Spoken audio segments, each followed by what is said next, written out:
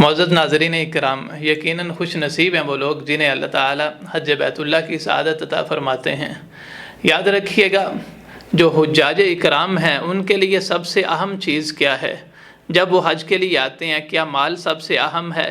کیا زاد راہ سب سے اہم ہے؟ نہیں، یاد رکھیے گا سب سے اہم جو چیز ہے وہ اللہ تعالیٰ کی توحید ہے۔ تو عزیزو، جب حجاج اکرام یا عمرہ کرنے والے نیت کر کے مناسک حج یا عمرے میں داخل ہوتے ہیں تو سب سے پہلے وہ کس چیز کا اہتمام کرتے ہیں؟ تلبیہ کا۔ لبیک اللہم لبیک، لبیک لا شریک لک لبیک، ان الحمد والنعمت لک والملک لا شریک لک۔ یہ تلبیہ کا مطلب کیا ہے؟ اگر ہم تلبیہ پہ غور و فکر کریں تو مطلب یہ ہے، ہم کہتے ہیں اے مالک میں حاضر ہوں، مالک تیرے حکم کی تعمیل پر میں حاضر ہوں، اے مالک میں صرف اور صرف تیرے آگے جھکتا ہوں، صرف تیری عبادت کرتا ہوں، تجھی پر توکل اور بھروسہ کرتا ہوں، اے مالک میں تمہیں ہی نفع اور نقصان کا مالک سمجھتا ہوں۔ تو تلبیہ سے یہ مراد ہے۔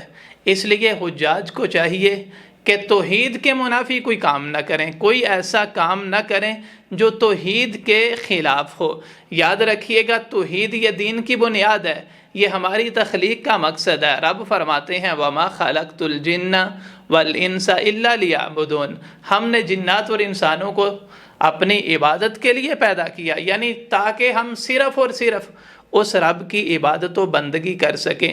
تو حجاج اکرام جب آتے ہیں انہیں چاہیے صرف رب کو پکاریں، رب کے علاوہ کسی نبی، کسی ولی، کسی بزرگ، کسی فرشتے سے بھی مدد مانگنا جائز نہیں ہے، کسی سے بھی دعا کرنا جائز نہیں ہے، کیونکہ دعا عبادت ہے۔ عبادت کس کی ہوگی؟ صرف اور صرف رب کی ہوگی۔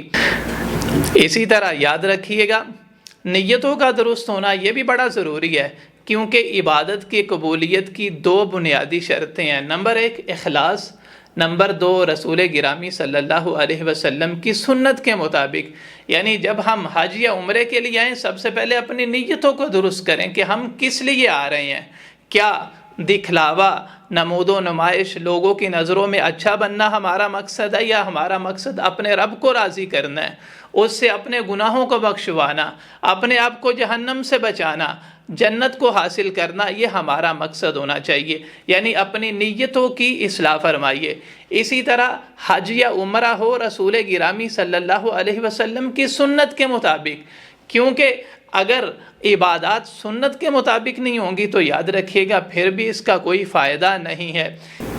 تو آخری بات جو ہے اس حوالے سے، رب فرماتے ہیں فَلَا رَفَثَ وَلَا فُسُوقَ وَلَا جِدَالَ فِي الْحَجِّ، یہ بے حیائی، یہ فسق و فجور، یہ لڑائی جھگڑا حج کے اندر نہیں ہے۔ حج کے اندر حجاج کو چاہیے صبر و تحمل کا مظاہرہ کرے، ہماری طرف سے کسی کو تکلیف نہ پہنچے، اگر کسی کی طرف سے کسی کو کوئی تکلیف پہنچتی ہے اس پر رد عمل نہ دے، جھگڑا نہ کرے، بلکہ صبر و تحمل کا مظاہرہ کرے۔ اسی طرح دوسروں کی مدد کرے، خاص طور پہ جو بوڑھے ہیں، جو بیمار ہیں، یعنی ان کی مدد کی جائے، ان کے لیے آسانی کی جائے اگر ہم کچھ کر سکتے ہیں۔ اللہ تعالیٰ سے دعا ہے اللہ تعالیٰ ہمیں حج مبرور عطا فرمائے۔ وآخر دعوانا ان الحمد للہ رب العالمین۔